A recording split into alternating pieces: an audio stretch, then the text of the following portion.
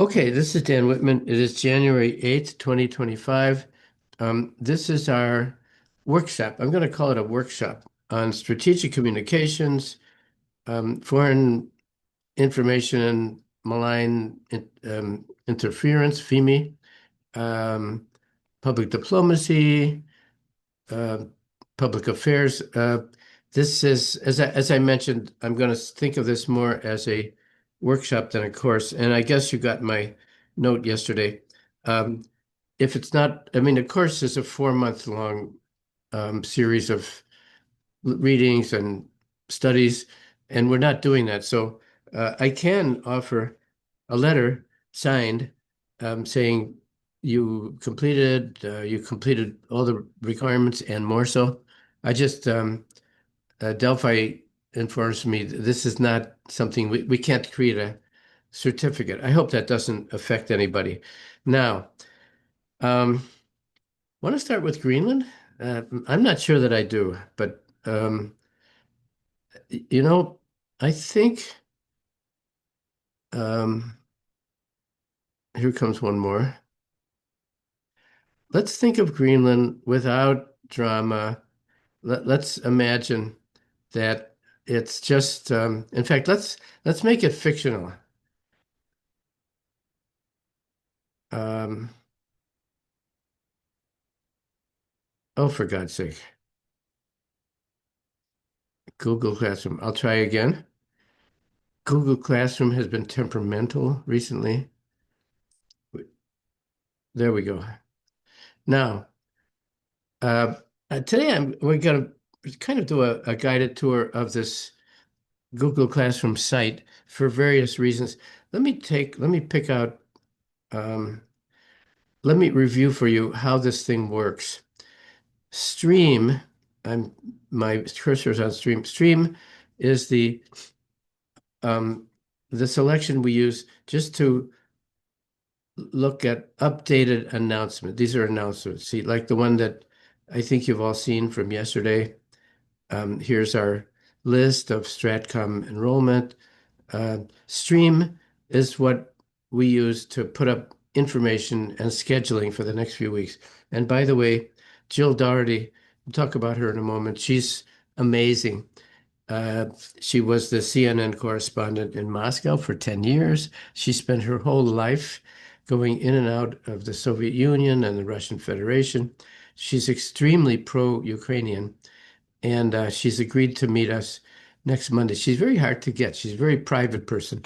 I'm really pleased. Now, people, that's you. Here's a list. If you ever need to see that, here's a list of people who've joined the Google Classroom. Now, many of these have gone another way.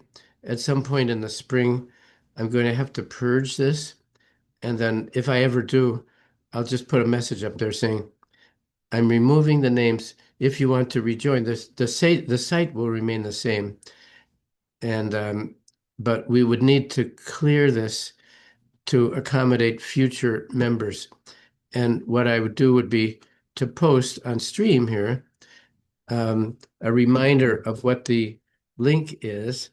And when I purge the list of people, I would put up an announcement 2 or 3 times to make sure you're able to do that so that you can join again if you want. Nobody is excluded.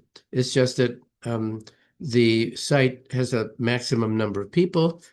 And so it needs to be below, I think, 200 in order to function. Now, classwork is where all the things are. Let me, I've done this before, but let me do a quick overview. In my Google Classroom, you can kind of set these up in different ways. What I've done is I put it in 3 sections. The classwork, which is the substance, the readings, the notes, the some of the essential documents. The course description has what I think is the most abiding, permanent sorts of information. By the way, this is the video archive. If you click on this link, you get all of the videos going back to 2022. Let's just see. let's just show you how this works. Um, okay. So this is from 2024. There's Dan Whitman chewing on his breakfast. So I need to stop this. I have been flown to sorry, this is terrible. You should never be eating when you're doing that. Anyway, just to remind you, we have all the videos on this link. Um, here's the announcement that you saw. Here's my recommended book list. I don't know if you'd have time even in a whole lifetime to see all these. These are the books that I have seen and read and that I believe give us some perspective on strategy. Uh, this list was made up with strategy in mind. There are 40 or 50 of these. Just so you know, there is this list. I don't expect anybody to read all of these. I did actually, but this is there. It's in alphabetical order by the last name of the author. Okay. Again, just to remind you what there is. And for speakers of Slavic languages, sometimes there are a little bit, the crazy thing about English is the use of indefinite and indefinite articles. I haven't seen any sign this year of any Ukrainian or other speaker of a Slavic language have any problems with this. But here's sort of a chart that gives you some ways of thinking of the definite and indefinite article. You guys are great. Your compositions, um, you may be using online correction things, and that's fine with me. But just so you know, there is that information. The syllabus is here. Now, the library section below has a lot of articles. Just so you know, in the course description, TOC is table of contents. And here you'll see it's almost up to date. I update this every couple of weeks. These are the articles that you will find on the Google Classroom, alphabetical order by the last name. And what I've done is to code them. These articles may have to do with corruption or culture or history or John F. Kennan. Um, and so U.S. DIP would be U.S. diplomacy. Future prop is propaganda. And so this is a table of contents for the pretty large thing that I have below, which is the library. Um, and so this first section under classwork gives you the basic things that you need. Here's the Zoom link. If you ever lose track of that, here it is. Now, and let me skip to the bottom. Tasks and submission. These are items that would be useful during the fall course, not so much in the course that we're doing now, but these are documents that would help you in doing your essays. Remember the after action report. These are items that give you a checklist. The Nigeria Missions Resource Request is a planning document. This is an actual U.S. government document, which is public and online. They never publish these when they're in the process of finalizing them. They do publish them when they're 2 years out of date. So this is a great source. Let's just look at what it says. I call it fictional. Actually, it's it's fictional because I edited it, but this is basically what the 2023 mission plan was for Nigeria. If you there is a link on the Google Classroom that shows you, I think it's one link for all of the mission resource requests. MRR is a code word for here is our planning document for the next year. These are drafted by embassies, every embassy. is required to draft one. Then it goes back and forth with a home office in Washington.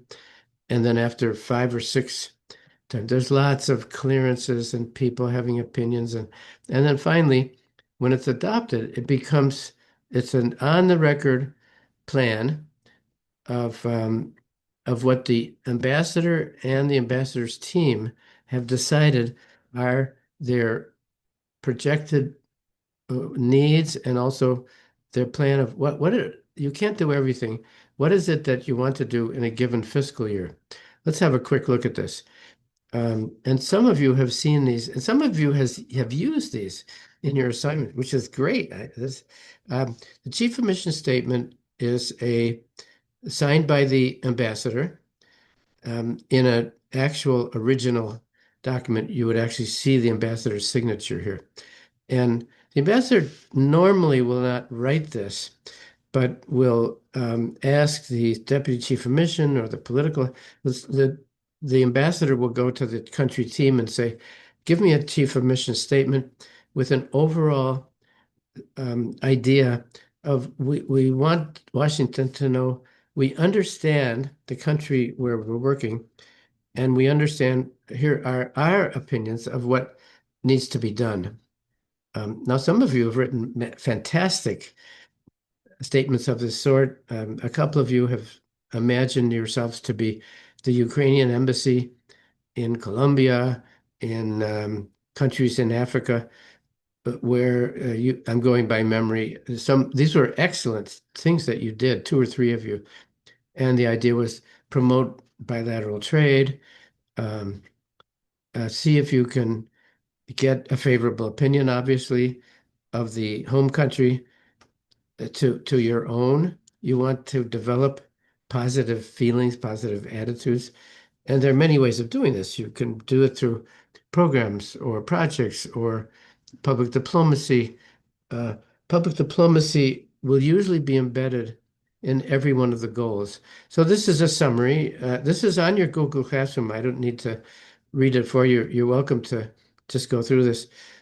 In the American form, which is not universal, it seems to work for the US system. Um, in Nigeria in 2023, this is exactly what the embassy said they needed to do. Fight terrorism. Okay, they saw that as the highest objective. Then there's some text to explain what the issue is. An issue is a problem. In every relationship, there are problems. And so we call them issues or objectives. The objective is to institute some sort of change in um, the host country. Now we've seen this very recently with the Trump action in using lethal force in the northern part of Nigeria to harm or remove or kill. This is kinetic force um, in individuals and groups that appear to be terrorists. I say appear to be. This does not go through a judicial process, which there's a lot to say about that. Following rules. At this time in history, the US government doesn't seem to be following it. Why do we have rules? We obey rules because we insist that others obey the rules too. If we want them to follow rules, we have to do the same. So it's really in self-interest. When we limit ourselves in our actions, that's not totally altruistic. It's um, it's a way of establishing we take rules seriously. We demand that you do the same. Very sadly and questionably, a lot that's happening now does not do that. I think we went over this in our last session. So the first objective, partnering, in other words, working with the local government. I believe, we don't really know, but I think that the recent U.S. military action in northern Nigeria maybe was not done in partnership. We may never know. Partnering is always better because it's more sustainable. If you partner with a government in something, as challenging and nasty as killing people, um, the effort may bear fruit in the future. If you just merely kill people, um, that we know that what that does is it encourages more people to be members of the group that we don't like. That's kind of axiomatic. Anyway, not to be getting, we don't need to get the arguments here, but just a little background on that. Now, objection number two, governing justly and democratically.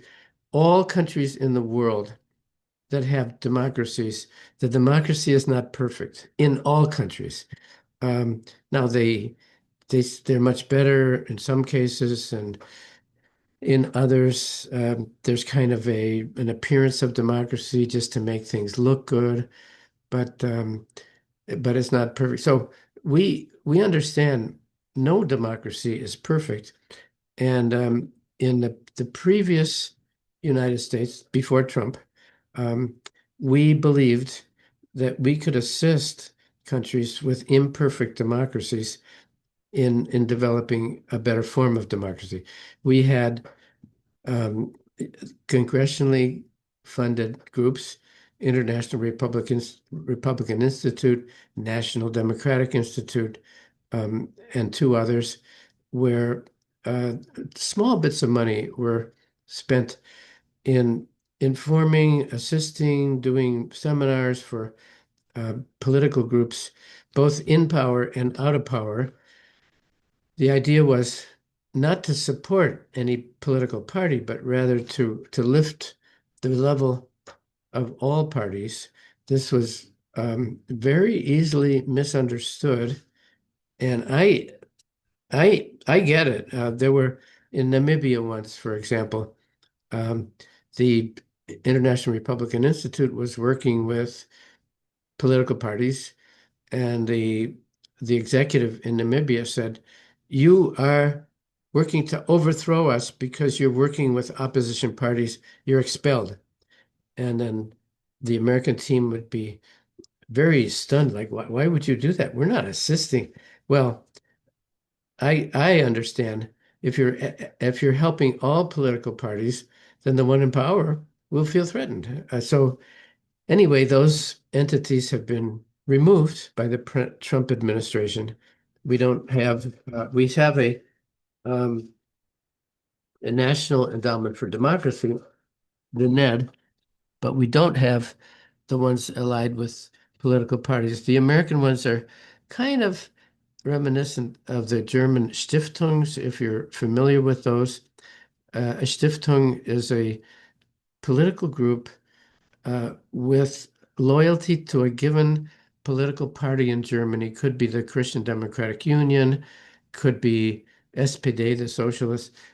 Each German political party has an entity called a Stiftung, which assists parties and entities overseas. They work, although they represent opposing political parties in Germany, they work very harmoniously when they're in the field, as did the IRI and the NDI, the American entities associated with the Democratic Party, Republican Party. When I was in South Africa, those two offices shared an office and they shared a fax machine. When they're overseas, they work very cooperatively together.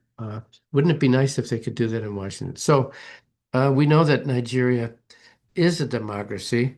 It's a very imperfect democracy. And so in this case, the ambassador who signs the chief of mission statement as an executive summary lists as second objective, governing justly.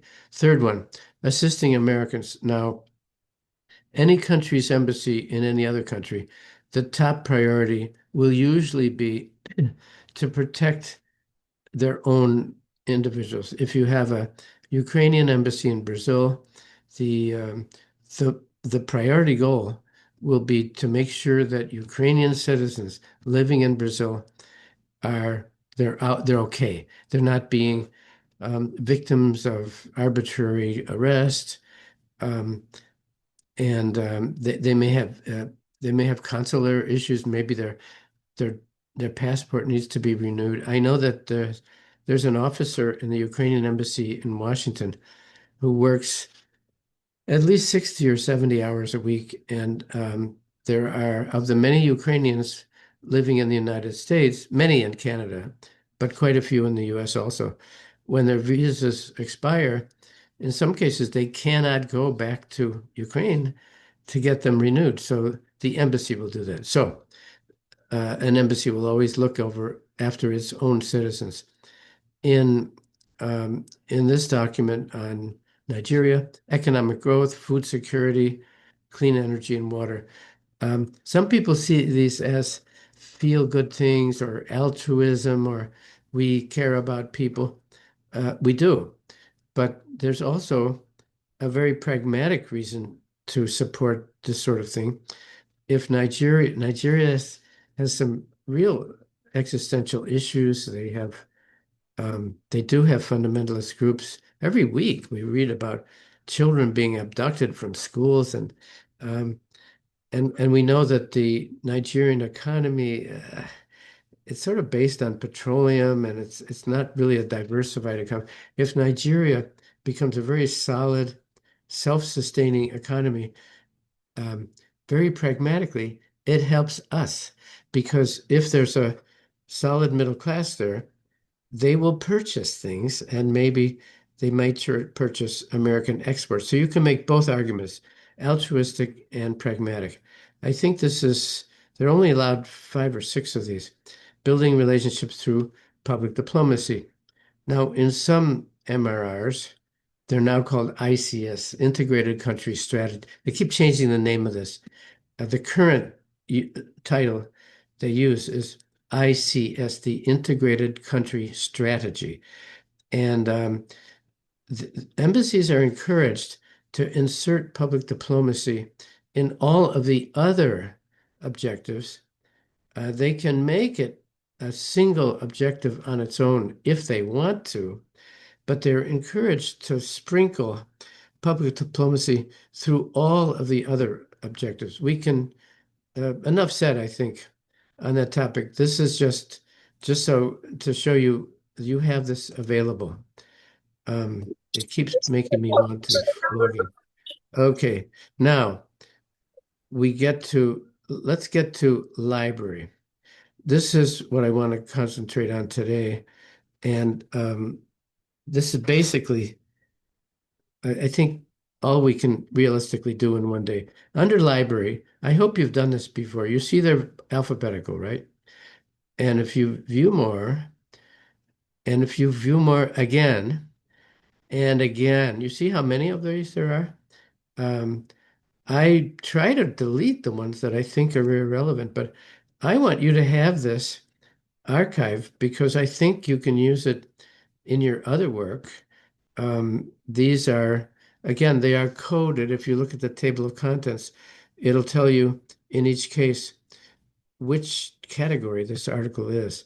I've asked you, this is for this module, Tom Kent's book, which is, here's the entire book, okay? The entire book. This is a treasure, folks. And if you jump to chapter 7, you get Tom Kent's recommendations of how to deal with Russian disinformation. Um, so I'm asking you to read chapter 7. That's really the only required reading for this course. Anyway, there's where it is. I'm going to classwork. From there, I go to library. I say more, view more, view more, view more. And we go all the way down to H, I, K. We keep going, keep going. Sorry about the length of this, but I think these are all useful. We get down, you see, I have to do this 6 or 7 times. Here's Sergei Plokhy, who just published a piece on Putin's nuclear threats. Are we to take them seriously?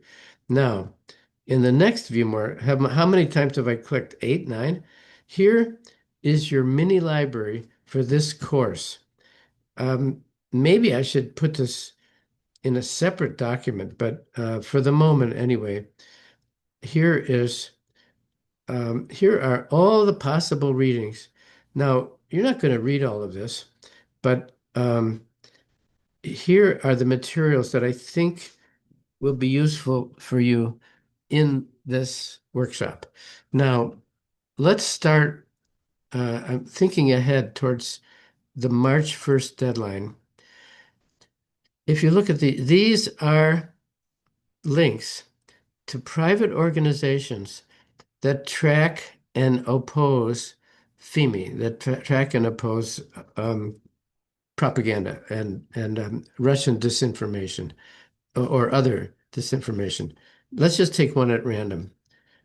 Um, okay, fake org. Now, uh, you'll see marvelous. In fact, let me show you my favorite one, which is this one, Ukrainer.net. It's amazing what this source has.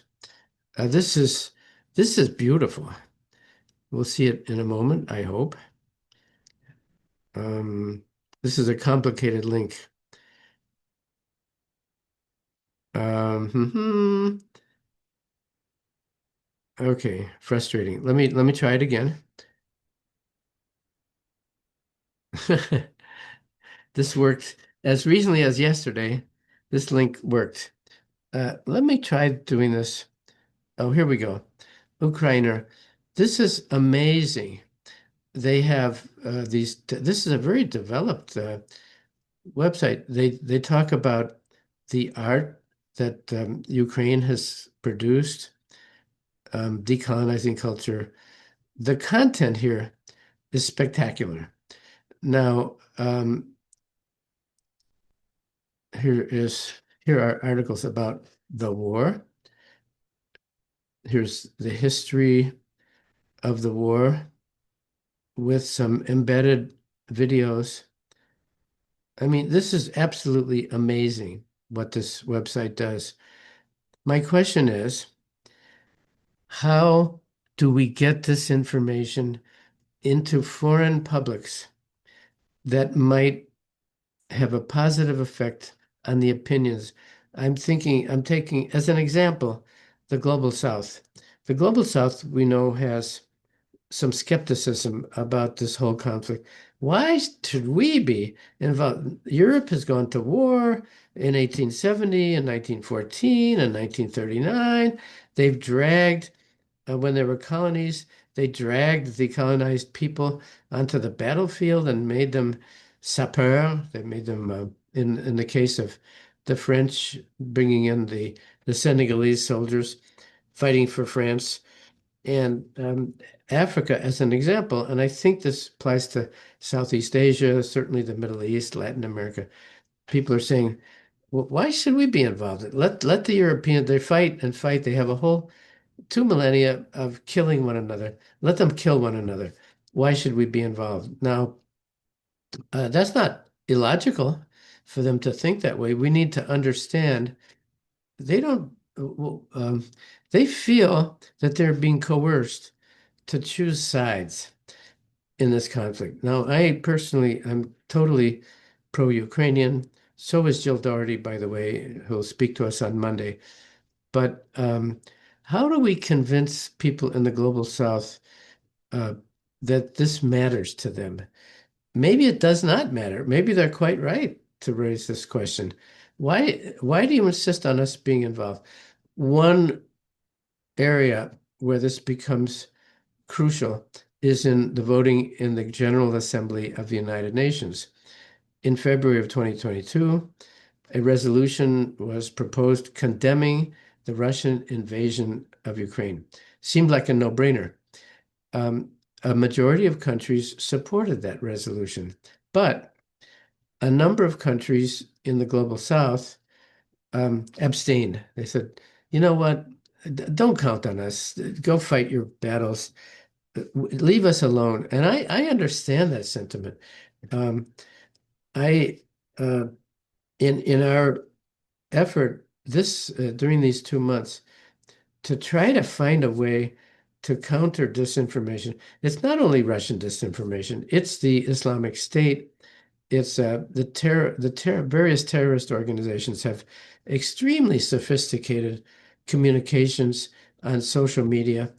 They are very good at reaching young people and convincing them who their enemies are and that it's just and righteous to be abducting girls from schools in Nigeria. To me, this seems repugnant and horrible. Um, but the promoters of this narrative do it very well. How do we oppose them? That's the question. I don't have the answer. What I do have is this list of websites. Here's another one. Uh, and there are many more. What I have in this list is just a sampling. What I ask you to do, you see, these are all terrific. They're beautifully organized. They are professional. Okay, disinformation cases. How does that change anything? To put up on on a website, we have found 19,541 disinformation cases. So what? So what? I challenge myself and everybody on this call. Why should this matter to people? We know that a majority of people looking at disinformation social media websites are inclined to believe them. They don't really see much option. In order to get to EU versus disinfo, they need to make the effort to go there. Why should they? Who's going to tell them, have a look at this? Um, Now, we talk about media literacy, which to me is, let me just say very frankly, I find that annoying, the concept of media literacy. Those who are who use their brains are perfectly able to distinguish lies from the truth. They're perfectly able to identify the source of disinformation. Um, but Western governments, I think, are very short-sighted. They just say, we should educate young people to make their decisions.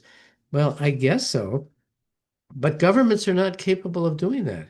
What governments do, they issue statements. They say, we see that there are 19,000 disinformation, and we refute and we refuse to accept that. Nobody listens to a government. Nobody.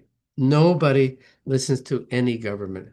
I challenge us as a group this during this season, January, February, let's work together and find what do we do about this? We have these wonderful websites, and I encourage you to look at these. Here's one from Denmark, the Y.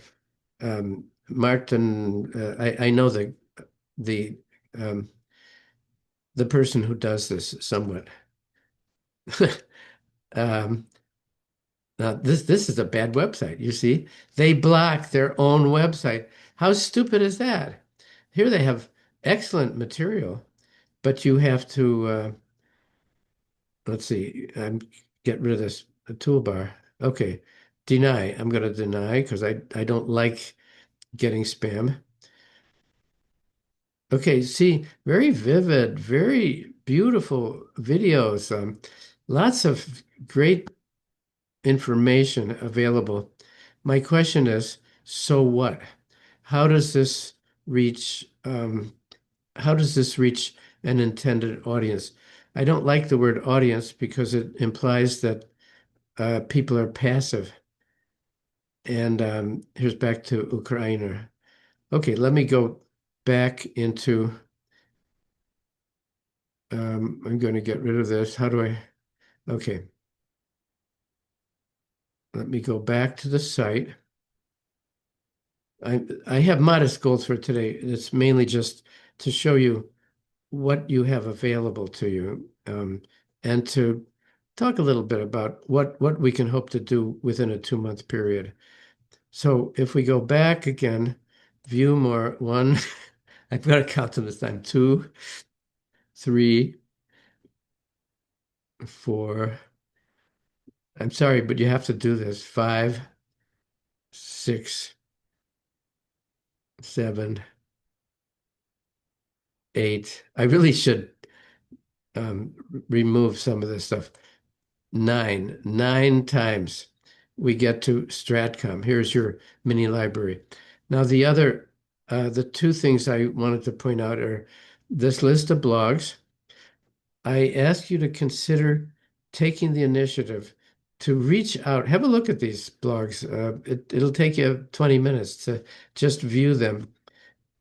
Consider reaching out to one of them and saying, I am interested in what you're doing. Do you need a volunteer? Or is there some way we can work together? The other thing I think I think we could try to do, these blogs are all isolated. There's one in Denmark, there's one in Lithuania, there's one in Belgium. I'm going to add to this some of these that are in Southeast Asia. I'm not sure that they are in touch with one another. Maybe we could assist.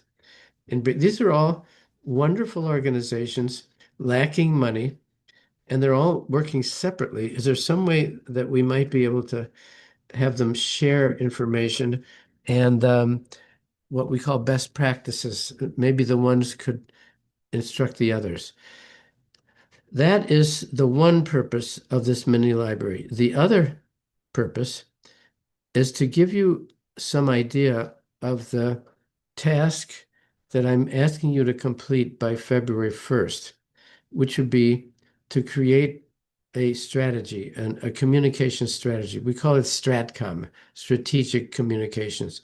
Um, this is, think of the after action report we did in the fall.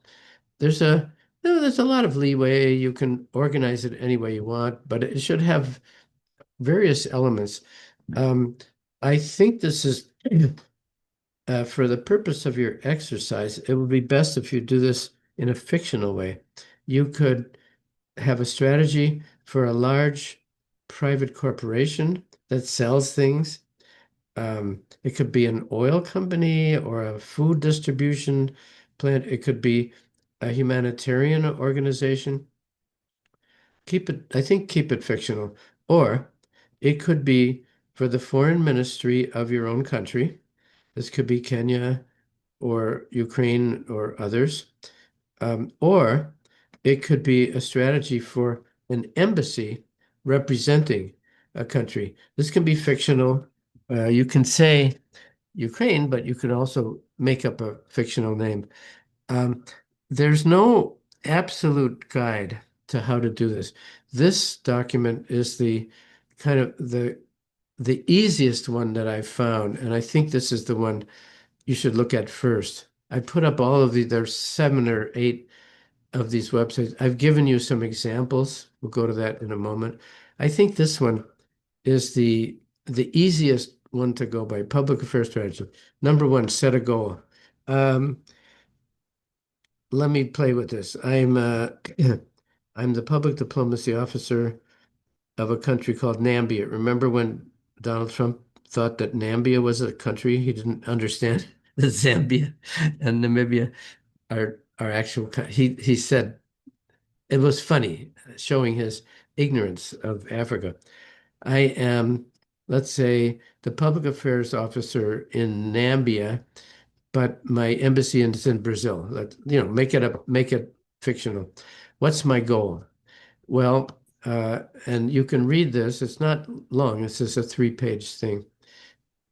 If you want, I can attach this to a note if that makes it easier. A note on Google Classroom. Your goal. What is your goal? I want the citizens and the government of Brazil to understand that Nambia has a place in the world. Okay. I'm making it very simple. Here is a sample of how a sports club has done that. That's a private entity. Stratcom, it can be military, it can be private, it can be governmental, it can be a corporation. Just the concept of how to develop a strategy is 50% of what we're doing in this course. Set a goal. Number two, who are the stakeholders? I love that word because I don't like the word audience. The word audience makes it sound like they are passive and I'm talking at them. That does not work. I don't like this idea of audience. I like stakeholders. We're looking at people in another country, or we're looking at the consumers if I'm a private corporation. Who are the people that I'm trying to deal with? If we go back to Aristotle, this is ethos. This is ethos, the awareness of the context of where you are and the awareness of the people you are talking to, often referred to as the audience. But I like this notion of stakeholders. And you can click on any of these to get a greater depth of what they're talking. Now, third, how do you communicate? Through press releases, through radio spots, public service announcements. Um, Social media seems to be, at this time, the main way, maybe the only way to reach young people. Um, in the countries that are not as wealthy as others, people cannot afford to subscribe to The Economist or to the Associated Press and so they, understandably, I don't blame them. They don't have the resources to go to the Guardian, for example, which is a great source, and they would not go there unless it is brought to them through social media. How do you communicate? It seems this is not my thing at all. I don't understand social media. I don't know how to alter it for better purposes, but I think you do, because I think many of you are familiar with social media. How do you communicate? First is, what do you communicate? This is your goal. And then who is it you're communicating with? And how do you communicate? Okay. Now, if you are, let's say, a private corporation, you have stakeholders. Maybe you're selling something within a geographically limited area. Well, you want to have, here it says face to face. You can do that if you are the Nambian embassy in Brazil. You can go out and meet citizens groups. You can meet different aspects of the Brazilian government. Some ministries will be irrelevant to your goal, like the Ministry of um, uh, I don't know, not economic, but most ministries, let's say human development, the Ministry of Human Development. Maybe that's not really one that you need. You have limited resources. You want to have face-to-face meetings. Figure out which sites you want to visit and what types of persons you want to deal with. Integrate grassroots advocacy. This almost goes without saying. You want to communicate with officials of a government or with CEOs of corporations, but just as important, get to the grassroots, because that's where opinions form. And I sometimes I say presidents and CEOs will come and go, but the people will remain. I think this is a huge fallacy in the foreign policy of many countries when they deal with elites. Okay, deal with elites, but that's 5%. 5% of your job is to deal with elites. 95%, in my opinion, is to deal with the young people, the ones, well, grassroots, the people on the ground. They collectively will be sustained over the decades. The leaders will come and go.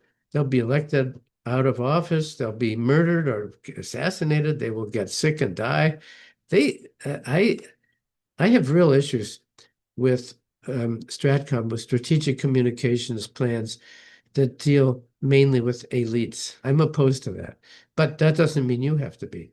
Now, report on your success. Here we get back to SMART, right? Strategic, measurable, um, and the rest, realistic and time bound.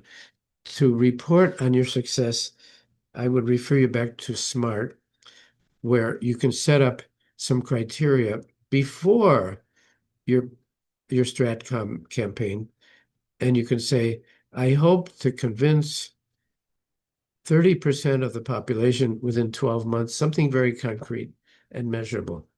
Best practice. Um, let's I haven't done this. Let's click on this. Let's see what it gives. Okay, look at that. Oh, wow. Oh boy, look. You've got everything right here. Um, Veterans for America. Oh my God. You know what? I haven't done this before. Here you go. Here is your matrix. So going back to the Google Classroom, I've given you lots of samples, but I think that one alone gives you probably all you need um, to do, and I would say 2 or 3 pages of a stratcom, just citing those headings, um, the goal, the mode of delivery of your message, the stakeholders, who are they? Who is it that you're trying to communicate with? And very importantly, how do you measure success?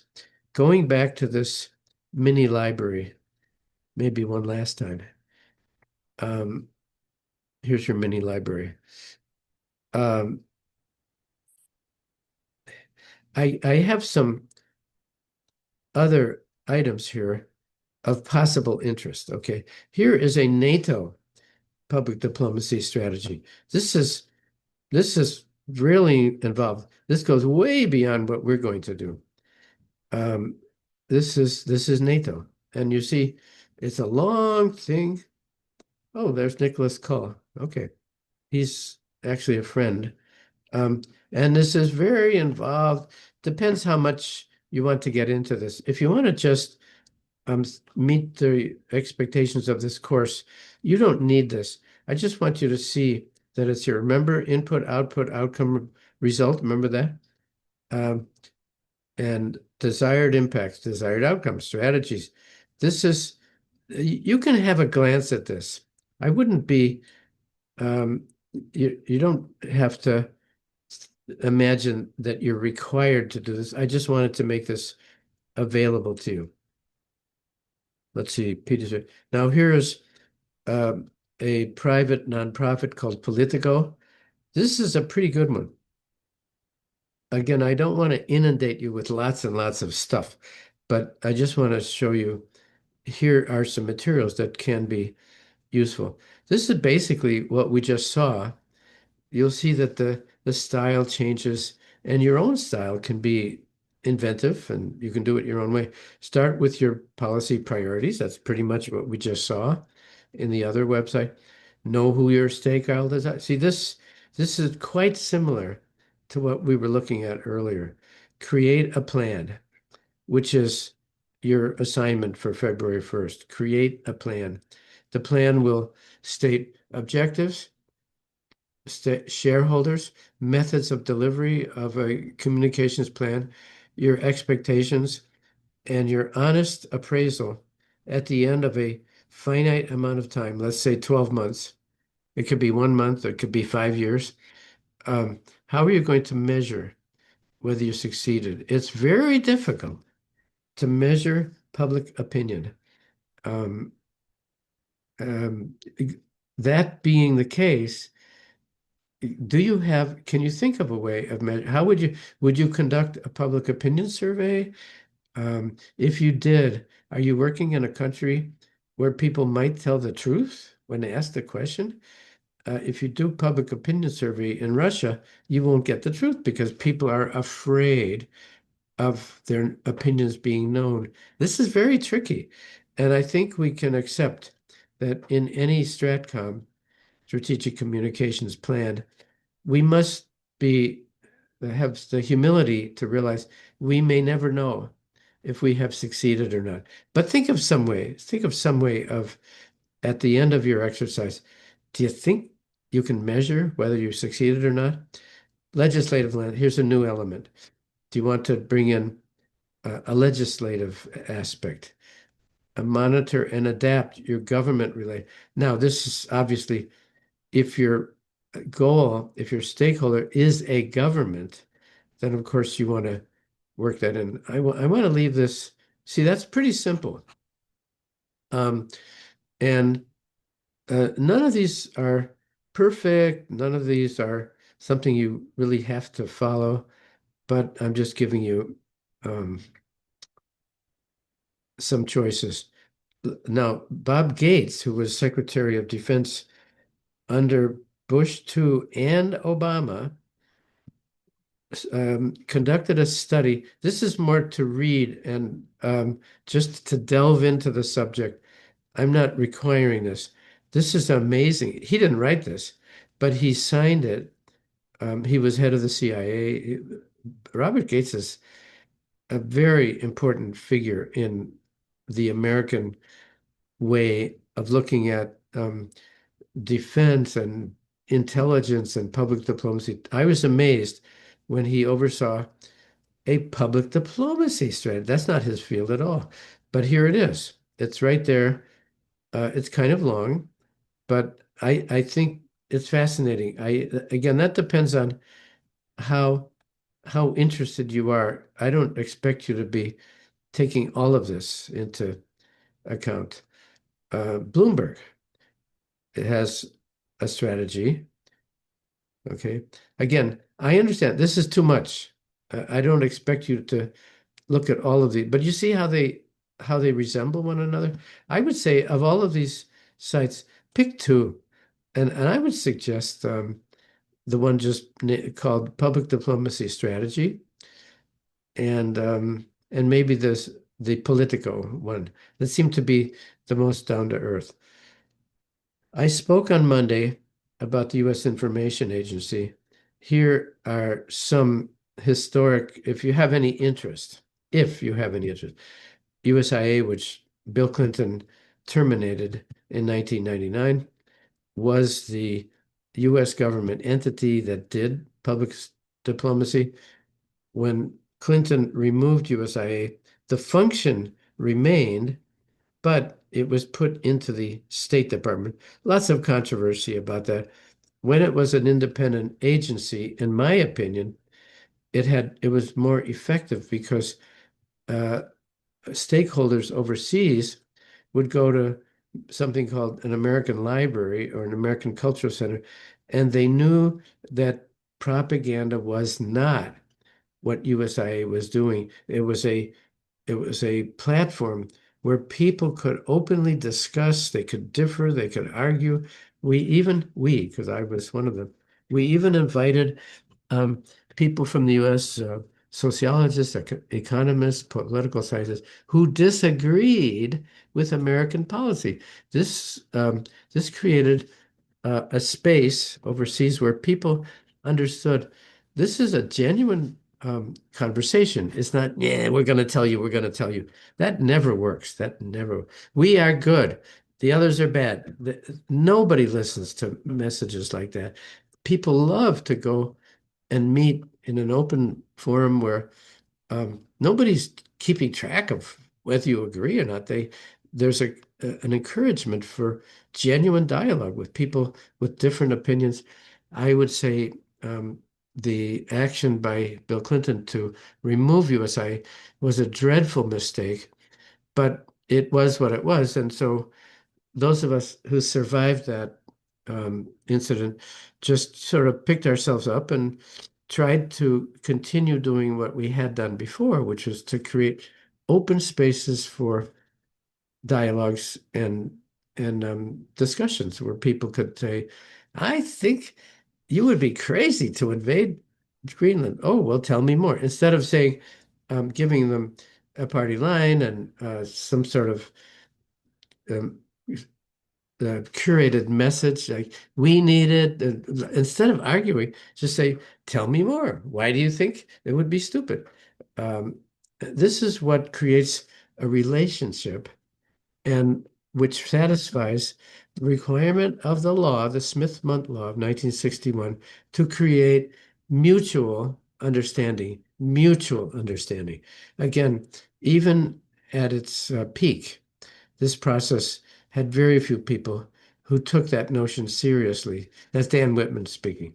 Mutual understanding. It's in the law, and governments have a way of not promoting mutual understanding, but rather I'm going to tell you what I think. Um, and you can answer, but I'm going to disregard you. No, no, no. I must listen to you. I must understand you in order for a relationship to be created. So this is old stuff. Here's Arnold Schwarzenegger, who, it was and is a great defender of um, of nature and very concerned about the degradation of the environment. He's quite an advocate for environmental um, preservation, let's call it. So WorldNet, I mentioned last on Monday that Charles Wick created this thing called WorldNet. At the time, so the early 80s, WorldNet was a satellite, a method of creating conversations through satellite rental time, $20,000 per hour, which today I guess would be 100,000. Um, and now, of course, there's no point because communicating by WhatsApp and so forth is free of charge. So here's a history of USIA if you have any interest. I'm just offering this. I'm not requiring it. Um, the link keeps making me go back again and again. Okay, again, six of these, six or seven, two, three, four, five, and I think there's one more of those that I want to highlight. Um, you're going to do better at this than I am. I have to keep going in and out of the site. You know how to do this. I think there's one more that I wanted to show you. There's Gates, Bloomberg. You all know about Joseph Nye. This is not the entire book. This is the book that created the notion of soft power. I've photocopied or I've scanned a few pages, the few of the key pages on Nye. Again, Nye also was a military guy. It seems that the ones who stand out Edmund Gullion, Joseph Nye, they all seem to be military guys. We have in the US, I'm not military. I never was military, but I acknowledge our military is pretty smart on these things. Here's a article that is I've written, which is about to be published by Delphi. I'll put it up. This is just a draft, but this is an article which you can read, which I wrote last month, noting that the Russian Federation is stealing young Africans, at least in South Africa and Kenya, and maybe many other places, offering them um, contracts and promises of jobs, and they send them to the front to go get themselves killed in Ukraine. This is, from any point of view, this is nasty. It's abusive. And in this article, I talk about um, some of you are familiar with Alexander Dugin, but I bet you haven't read him. We know he's a weird bird, and he's kind of the Rasputin to Putin, who feeds him this devious logic about root causes and all this nonsense. Actually, what he says about Africa, I bet you've never read it. And in itself, if you did not know the context, you would say, "Oh, this makes sense." So I've quoted Dugin here. I've also quoted the Russian. Here's Wagner. You're all familiar with Wagner. I've quoted the Russian equivalent of the national security strategy. It's hilarious. It's very enlightened. Oh, we're going to promote peace and harmony and understanding. The document published in 2023, I think it was, is the Russian national security strategy. If you actually read it, you think, oh, that's beautiful. The problem is they don't do any of that. It's a purely hypocritical thing. Okay, so um, I just wanted to give you a guided tour of what is in your Google Classroom. Let's see, and here's my own version of this. let's see. Oh, maybe we should finish by showing. I think I showed this on Monday, but let me repeat this. The former foreign ministry of Ukraine, Dmytro Kuleba, who's a real intellectual, as I said Monday, some Ukrainians find him to be a great intellectual, not so good as a foreign minister. I don't know. But this one, I showed this to you, but I find this haunting. So I thought I would mention this once again. This is, I think, the first page of the text of that book. It's available in Ukraine. I don't know if you can get it anywhere. The War on Reality, it's called. And this is just his anecdote when he visited NATO I don't know when. And here again, the military people seemed to be really perceptive about this. And he was given this coin. I mentioned this on Monday. Perception becomes reality. This comes from the Roman Empire. Bocca della Veritas. Um, well, that's Italian, I guess. But the perception becomes reality. This is what we're facing. This is the challenge that we have. People are given, we don't know how people process information. Some people use reason and logic.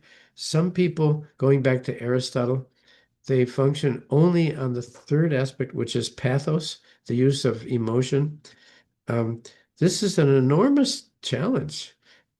We, as a group, we need to think about how can we get people to perceive reality other than just through their basic emotions. Emotions are part of human beings, but it's one third, one third. Uh, Propaganda and FEMI and disinformation uses almost uniquely pathos. It does not use ethos and logos. It will tend to ignore that. That's how you can detect if something is propaganda. Um, and so our challenge collectively is, oh my gosh, thank you, Nazar. War for Reality. It is available in Ukraine. Let's see, I'm missing.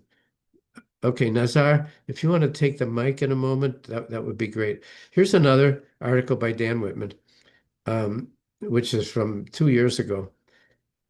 The Russian disinformation in Africa. There's an expression in American English, closing the barn door after the horse has escaped. It's too late. You have to close the door while the horse is still inside the barn. If the horse has escaped, it's too late to close the door. That's the whence this title. And here's something I wrote, I think, in 2023, um, which just tells the sad story of how Russian disinformation has made enormous progress in Africa. I'm not questioning the ability of young Africans to understand the truth. They're very good at this. The variable, however, is the economic scarcity of alternate sources of information. Who in Africa has enough money to read The Economist, which costs $200 a year? Very few people. Or who has the money to subscribe to the New York Times online? It costs money. So, understandably, the social media gets to them very easily. And in some cases, it's all they've got. So, very logically, I don't fault them for this, but they really don't have alternatives. Wouldn't it be wonderful if we as a group could create some alternatives? Here's another Dan Whitman article about um, how easily Russia took over the Sahel in Africa. It's amazing what Russia did in such a short time. And I think the Africans on this call are very aware of how and why and when this happened. The coup d'etat, which is every Sahel country except Senegal, Niger, Chad, Burkina Faso, even a coastal country like Guinea, Conakry. The Russians did not create the conditions for the overthrow of civilian government, but they understood it and they managed to move in opportunistically when they saw that people were unhappy with their civilian democratically elected governments. Those governments were doing nothing for the people. And very understandably, the young people said, we're finished. We're finished with this. And by the way, the French, the British, and the Americans are part of this. They understand what's going on and they do nothing to help us. Russia says they're going to offer us something better. They went with Russia. And we've all seen the pictures of young Africans um, saying, "À bas la France, get France out and up with Russia." Um, I I totally understand why the history of French colonial rule in Africa was abusive. It was negative. It helped France more than it helped Africa. Um, and so it's very rational what young Africans are doing. We've all seen the photos. Down with France, up with Russia, because Russia offered something better. It offered, but is it going to deliver? I don't think so. What we've seen instead is that Russia has defended the coup leaders, the military people. By defending them, we're talking about massacring entire villages of people, regardless of whether they had a political position or not, just massacring them. We have many instances of that in Burkina Faso and in Mali, just to please the military regime. What do they get in return? Gold and rare earths. It's a very cynical, diabolical um, arrangement. I think it's very harmful for Africa in the long run. It looked like an attractive alternative because the Western countries were doing nothing, nothing. Uh, but when we condemn Russia for doing these things, we must also accept the West, the hypocrisy of the West. Um, they were predatory. They were there for the natural resources. Um, there were some individuals who cared about African people, um, but the policy did not. The policy was convince them of our form of government and extract mineral resources. It was very no, nobody has clean hands. At the moment, Russia, having taken over the Sahel, I believe, is doing much greater harm than the Western countries ever did. I think it's going to be very traumatic for the people. It already is. People are terrified in those countries. Their military leaders are charismatic. Um, Ibrahim Traoré of Burkina Faso is a media star. They love him in Niger, for example. I think he was a captain maybe or a lieutenant, and he took over the country. And he's an extremely good communicator, and Russia loves him, and he loves Russia. Will this help his people? Well, his country, Burkina Faso, 60 or 70% of it is entirely under the rule of the Islamic State. That didn't work out so well. So um, I, I'm sharing with you my emotions about this. The point of this exercise is not to be emotional, it's to develop a methodology for strategic communications. I hope that gives you sort of an idea of what I'd like on February 1st. Only two assignments here. February 1st, a strategic communications plan for anything, private, public, nonprofit, just incorporating those elements. If you have any need for further explanation, I think you've got the matrix in that link in Google Classroom. Again, you go to classwork, from there you go to library. You click view more, view more, view more. You get to S, Stratcom, and there you have the examples and the background, much more than you're going to read, but it's all there. It's a library. Um, and then on March 1st, you can do, let's talk, have a talk with your mentor if you want to. Um, Two possibilities. You can do an academic paper, 5 pages on any topic. And, let's, I think it's a good thing if you sort of think this through with your mentor and see if it seems to make sense. That would be great. Um, Frankly, I think we all gain more if you can somehow become part of social media, either through the links that I've provided, or maybe you have others. Maybe you can become part of one of those organizations. They all have no money, and some of them will welcome volunteers, interns. Um, just think about that. And I uh, maybe it's not realistic, but my hope is that as a group, we can actually make a difference by assisting one of those organizations or somehow finding our way onto the social media. It's the social media which people are seeing. They're not looking at government statements. Um, and I don't blame them. Government statements are made with self-interest. And we will hear speakers in this course. We will appreciate their efforts, but they will tell us, here's what FEMI is, here's what I can, and here's the source of FEMI, and here's my graph of how it's been used and how it reaches Belgium.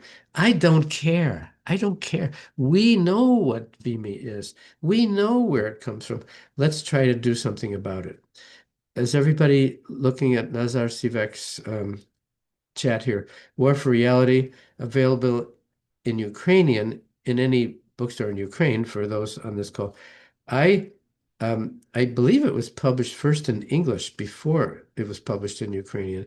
It's not easy to get this book, but Nazar, it's a great one, isn't it? It's long. I mean, it makes the same points many times.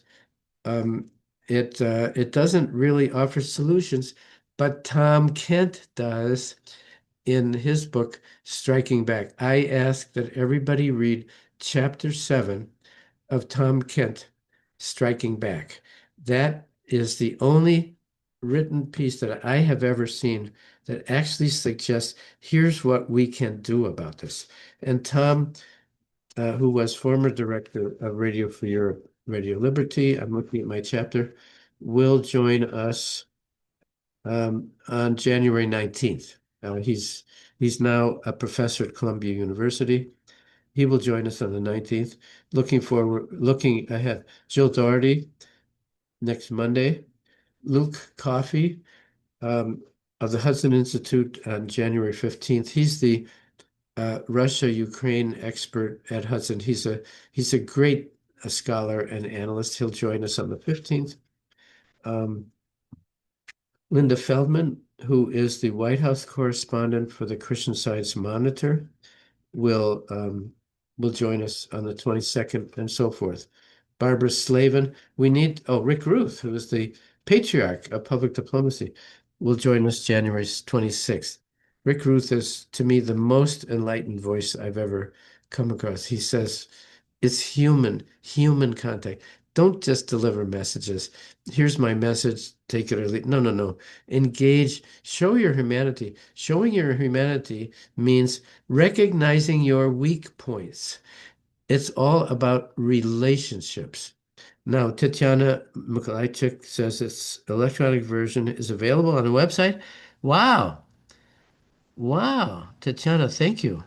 I will post that. It's Nash format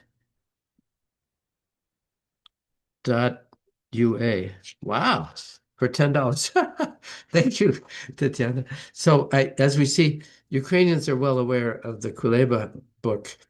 Um, it's kind of long and it makes the same points many times, but uh, what my takeaway from Kuleba is the point that he makes many times. You're familiar with this if you read it.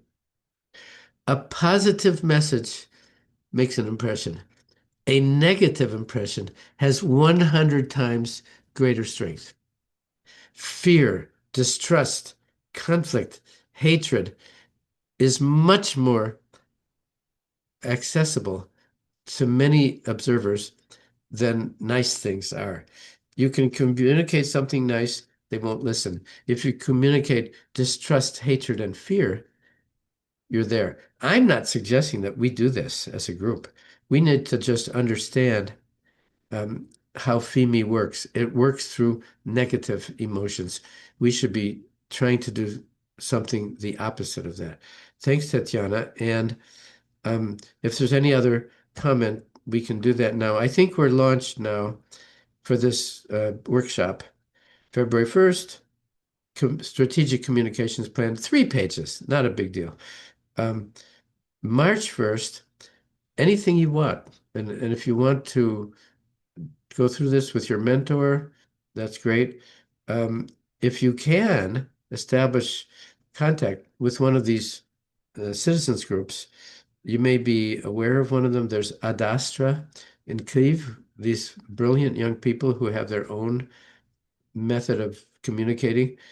If you are in Ukraine, these are terrific people. That's one of the links that I provided. I met with them in June. Um, and I'm leaving March 1st pretty open. My hope is that at least some of us, maybe working together in little teams, if there are people in this group, there are about 40 people here. If you have friends um, in this group, consider being in touch with them and think through together, how can we make a difference in this FEME thing? We're losing the war. We have lost. We've lost the Sahel. Is there any way we could slow the progress of Russian FEME or ISIS FEME or Iranian or Chinese? It doesn't have to be Russian. This is polluting the entire world with hatred and misunderstanding. Let's see if we can do something about it. That's all from me from today. Monday, Jill Doherty, who is a media star. She was CNN correspondent in Moscow for 10 years. She's been in and out of Soviet Union for her whole life. And she's very, very upset about what the Russian Federation is doing in the world and especially in Ukraine. She's a very human person who has wonderful anecdotes about her career. Thank you, Olga. Thank you, everybody. And see you Monday with Jill Doherty. Bye.